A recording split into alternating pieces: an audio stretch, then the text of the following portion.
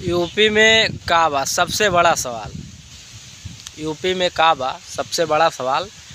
सवाल का मतलब यूपी में कुछ नहीं है। तो कुछ लोगों ने जवाब दिया यूपी में बाबा। तो बाबा तो हैं ही यूपी में और रहेंगे भी, बाबा तो हैं ही।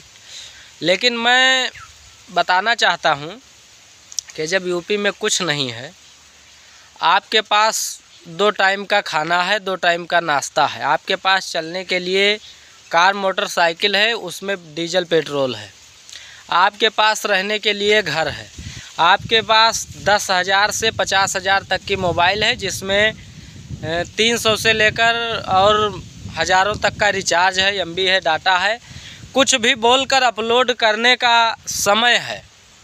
और आप उत्तर प्रदेश में सुरक्षित हैं। कुछ बोल पाने के लिए उत्तर प्रदेश में आप जीवित हैं, सुरक्षित हैं, आपके पेट में भोजन है, तो आपकी प्रतिदिन कुछ ना कुछ आय है। 10 रुपये से लेकर 10,000 तक प्रतिदिन की आपकी कुछ ना कुछ आय है।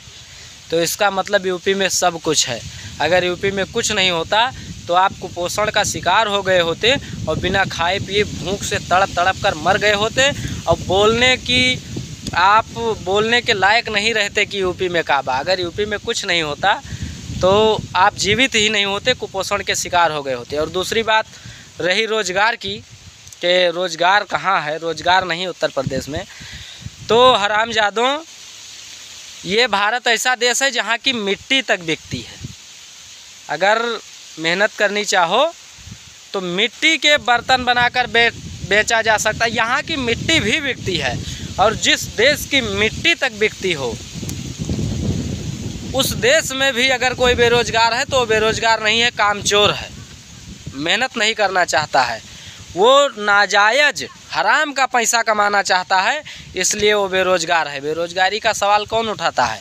दूसरी पार्टी के लोग, क्योंकि उनके पास रोज़गार नहीं रहेगा, सत्ता का रोज़गार। जिनके पास सत्ता नहीं रही तो अब बेरोज़गारी आ गई। जब उनकी सत्ता थी तब बेरोज़गारी नहीं थी, तब उनके पास रोज़गार था तो उनके लिए बेरोज़गारी नहीं थी। अब उनके पास रोज़गार नहीं है, बेरोज़गार हैं। तो बेरोज़गार वो है जो काम नहीं करना चाहता, काम करने वालों के पास रोज़गार है। जय सिया राम, जय हिंद, जय भारत।